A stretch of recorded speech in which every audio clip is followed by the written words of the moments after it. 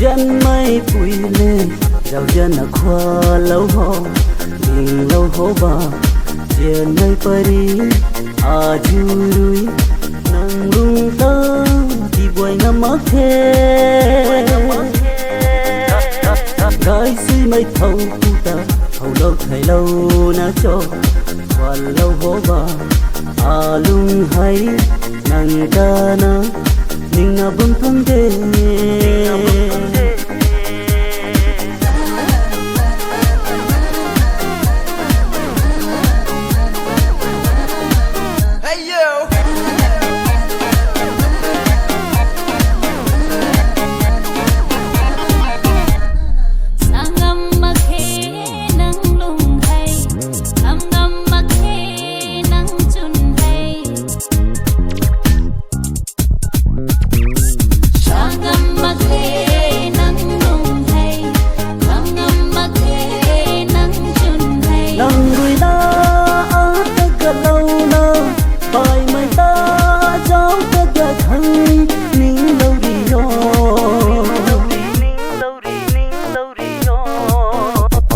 dân mây quỳ lên